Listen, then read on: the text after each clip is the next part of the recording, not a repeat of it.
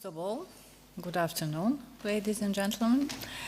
And I would like to say another time, again, how delightful I am to participate in this project and how I think it's important to have these projects on comparative law aspects. As at the Faculty of Law in Novi Sad, on master studies, I lectured subject comparative family law, and on doctoral studies, I lecture two subjects. One is comparative marriage law, and the other is comparative parent-child law. So it is very important for me to have these books and also articles on comparative law. So it's important for my students to read it and to learn for their exams in these subjects.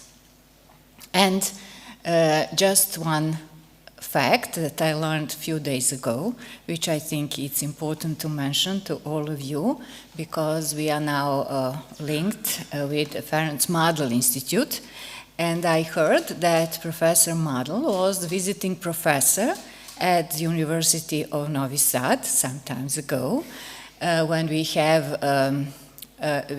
complete law studies not only in Serbian but also in Hungarian.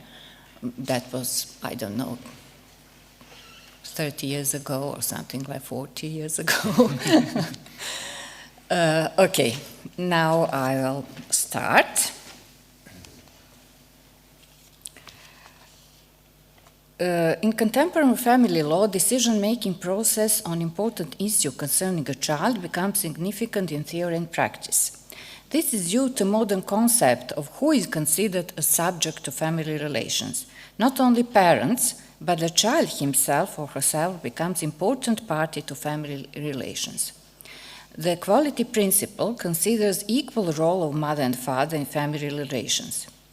As it might be three persons who are able to participate in decision-making, there are situations of their disagreement and the conflict is possible to arise. On the other hand, in historical context,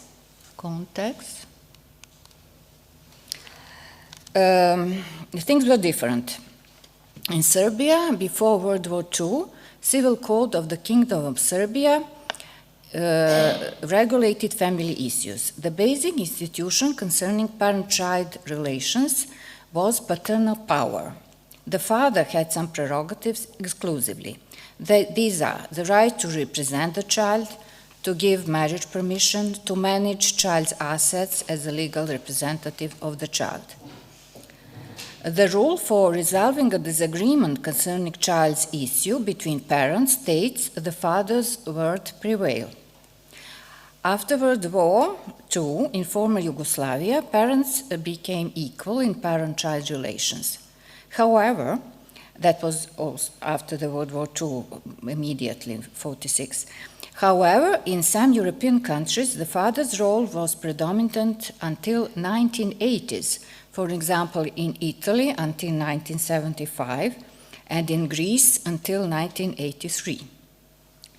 Making decisions on important issue concerning a child would be analyzed in two different family situations, intact family and separated family. The decision-making process depends on the issue involved, if the issue is considered important for the child, or it is on daily importance.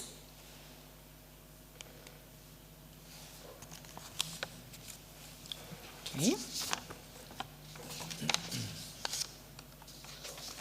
The issues considered to be significant influence to the child's lives in terms of Serbian Family Act 205 are specifically the education of the child, significant medical interventions on the child, the change of the child's residence, and the disposal of the child's property of great value.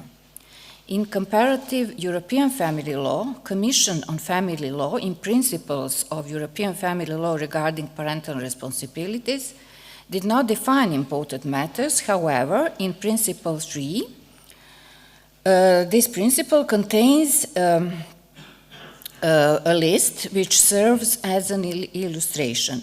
It refers to issues such as the determination of the child's residence, education, medical treatment, and the administration of property. The principles do not provide a criterion in order to evaluate whether or not an issue is important, but decision with a long-lasting effect for the child should, however, be considered as important. I think this definition is acceptable for all countries. Long-lasting effect is very important. It could be seen that the issues which are considered important, comparing Serbian law and the principles, are similar. Serbian law contains a non-exhaustive list of the issues which are considered important, as well as principles. Thus, a long-lasting effect for the child as a criterion is the issue is considered important, recommended in principle, seems appropriate, of course, for the Serbian and the court practice. Okay, sorry. In Serbian family law, parents exercise parental rights jointly and consensually when they cohabitate. Married parents automatically acquire parental rights in the moment of the birth of the child. If parents are not married, mother automatically acquires parental rights in the moment of the birth of the child, and father when paternity is established, by father's acknowledgement or by court judgment. Thus, if parents cohabitate and if paternity is established, in the situation when parents are not married, parents exercise parental rights jointly and consensually as well. In the intact family, problems concerning decision-making might arise in the situation of potential conflict between parents, their child, or third party. The parents might have different stance from widely accepted stance in society, for instance, concerning medical issues. One example of this kind of conflict concerns blood transfusion, as some religious groups oppose to it, which creates an obstacle to perform medical intervention on the child.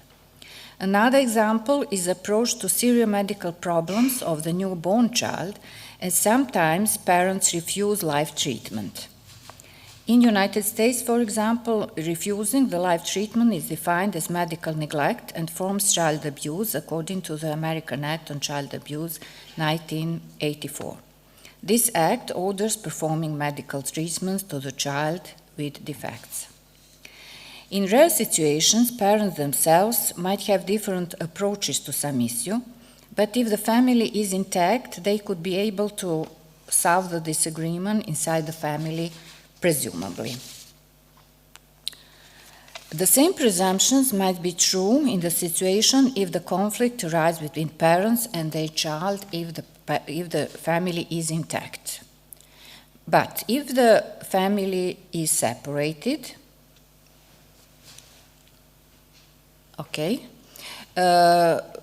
when parents are separated, according to Serbian terminology, do not live together, there are two forms of exercise of parental rights, joint and independent.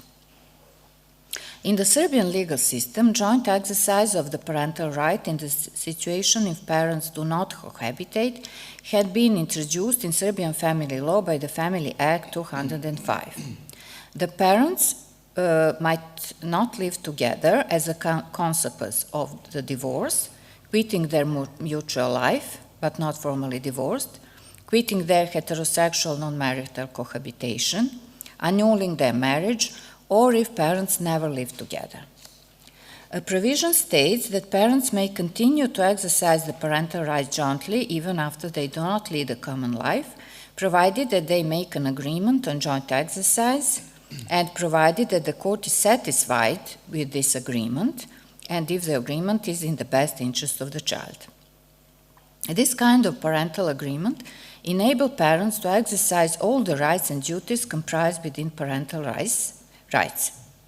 If they do not lead a common life and is intended to avoid the hostility and antagonism caused by court decision granting the exercise of the parental rights to one of them. The wording of the provision on joint exercise confers great freedom upon the parents, since it enables them to agree on the matters related to their child in a manner which is most appropriate for their own particular situation.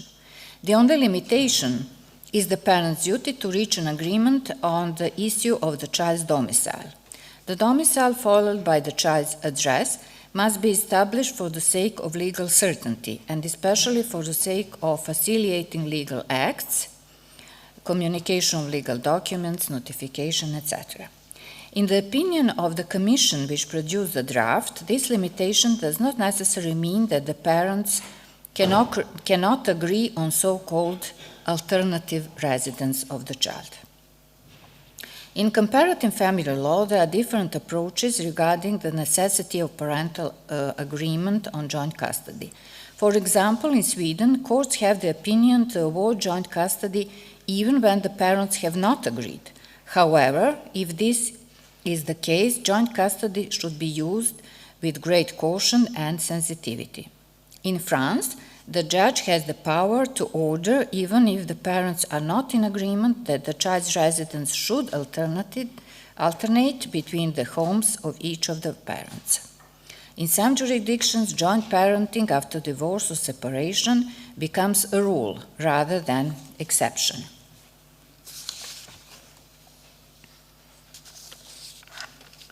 Okay.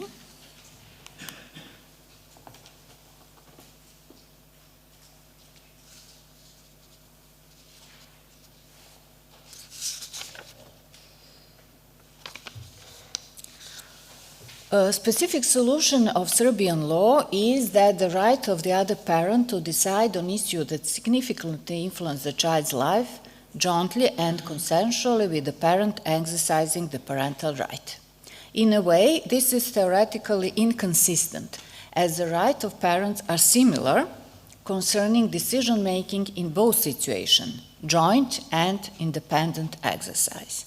Why is that? Why we have the same situation of parental agreement, even if it is joint custody or sole custody? This is because there is an assumption that independent exercise of parental rights would be predominant in practice, because we need, parents need consent to have joint custody.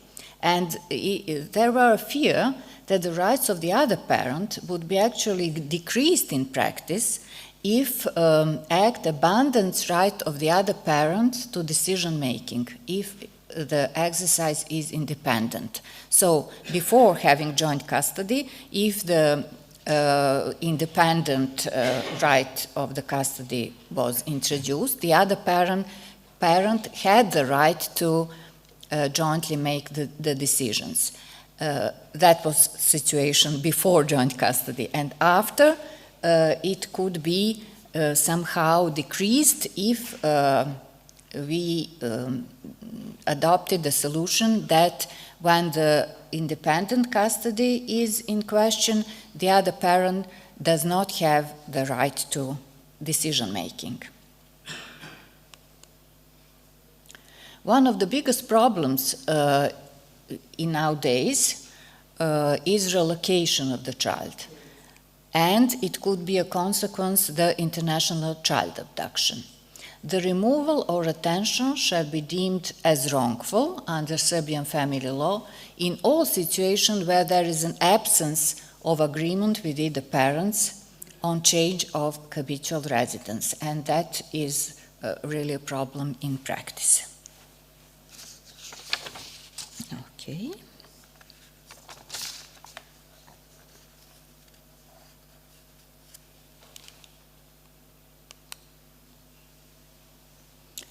And also there is another issue, another point, and this is the right of a child to decision making.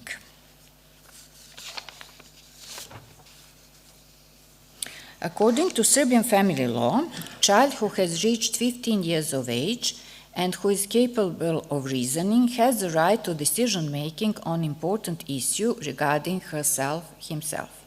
These are to give consent to medical procedures, to decide which secondary school she or he will attend, to decide with which parent he or she will live, to decide on maintaining personal contact with the parent, the right to change a personal name, to undertake legal affairs through which he, she manages and disposes of income or property that has earned through employment. This is for the child of 15 years of age. A child who is 16 years of age and able to reason has these rights: to acknowledge fatherhood, to give consent to a knowledge of fatherhood, being the underage mother or a child, and to request to conclude a marriage.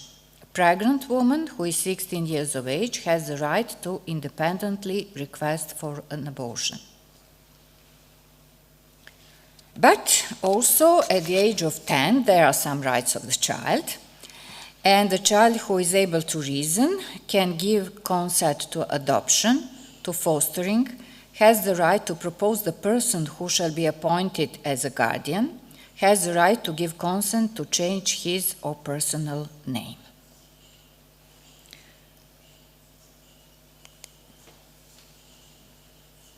And the Act on Patients' Rights, enacted in Serbia in May 2013, stated explicitly that if the child refused the treatment, the doctor has to ask for the consent from the legal representative of the child. So it could be said the child has a right to consent to a medical procedure, but if refuse medical procedure, then the medical doctor has to ask the consent from the representative of the child, from the parents in most cases. So the second part of my presentation is resolving the conflict. What would be the best way to resolve conflict if we have the conflict between parents?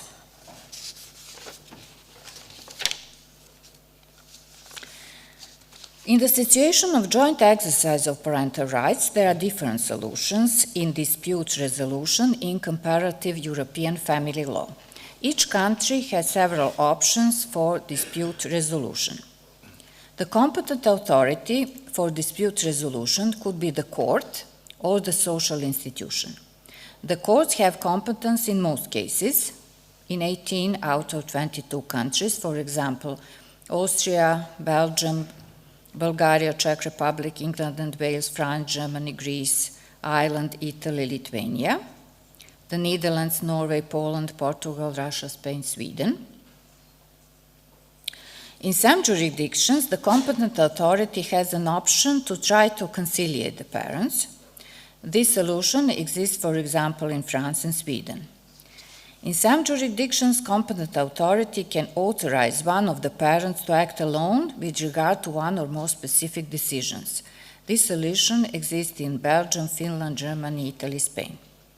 In some jurisdictions, the competent authority can charge one of the parents with exclusive exercise of parental authority. This solution exists, for instance, in Belgium, Germany, Sweden, Denmark.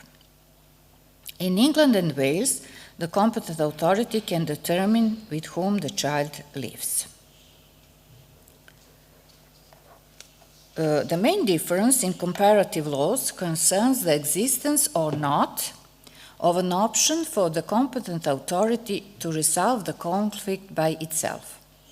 The competent authority has the possibility to resolve the problem in the interest of the child and leave joint exercise of parental responsibility to both parents in some countries like Austria, Belgium, Bulgaria, Czech Republic, Denmark, England and Wales, France, and also so. In Russia, for instance, the competent authority can give instructions as to how the dispute should be resolved. The competent authority cannot itself resolve the conflict in Sweden, Finland, Germany, Italy, Spain. So we have different solutions.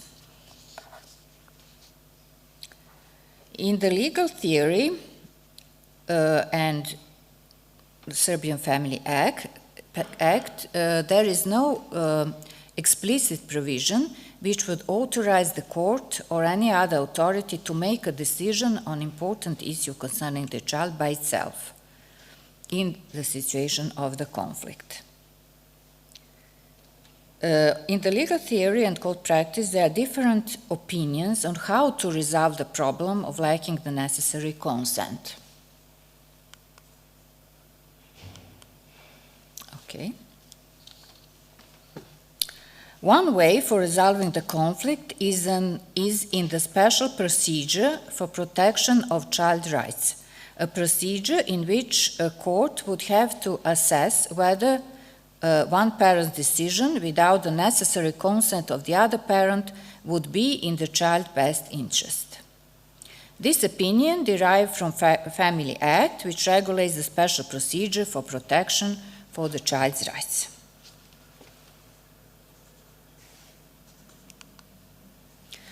The Supreme Court of Serbia has expressed the opinion that there is no possibility for the court to make a decision which would substitute necessary consent of the parent as well. In one particular case,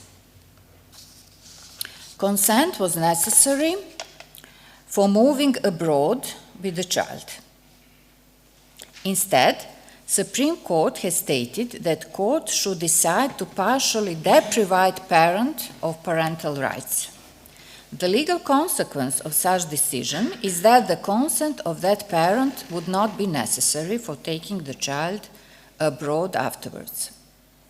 According to Family Act, a parent may be partially deprived of parental rights if exercise parental rights negligently.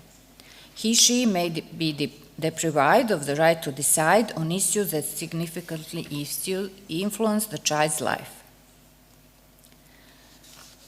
Of course, there is a question if this possibility is adequate or not.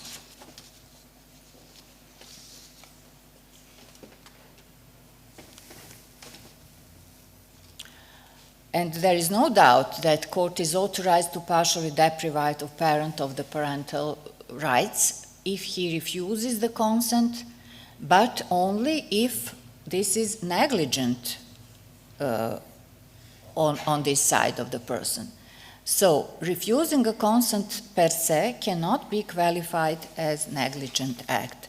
And in this particular case, the father opposes to removing the child abroad, but not as a negligent act. But on the contrary, he wants to have contacts with his child, to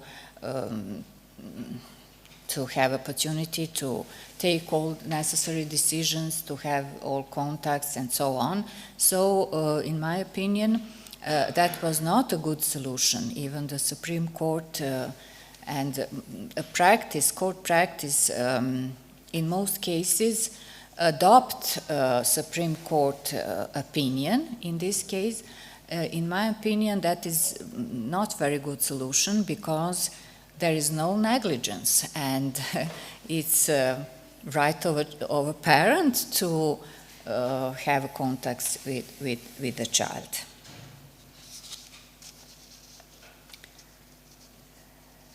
So,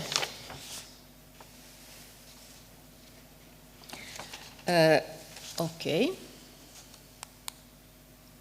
So I will just mention some solutions for the de lege ferenda in Serbian law, which I think it would be good and for resolving the conflict.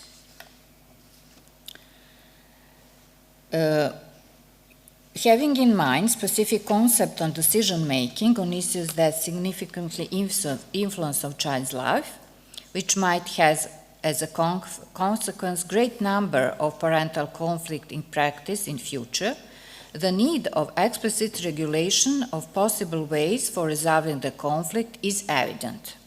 On the other hand, the solution to deprive the parent of parental rights is rather drastic and suitable only if the parent acts negligently. The solutions which would be suggested for resolving the parental conflict would be as follows. The competent authority should be the court, as the decision in question is one of the most important issues concerning the child. The court should have the competence for making such decision, as judges who are in family law has to be particularly specialized in the field of family law and children's rights.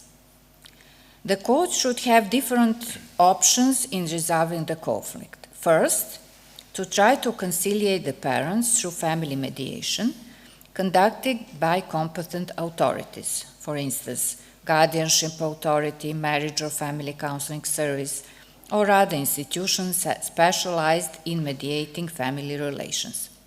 In addition, the court should have an option to authorize one of the parents to act alone with regard to one or more specific decisions. And at the end, the court should be authorized to make decisions by itself. The court should have discretion to choose option or options which find most appropriate for the current situation in the child's best interest. This will depend on different circumstances. For instance, is the matter urgent? Is the parental conflict exception or frequent, etc. Thank you for your attention.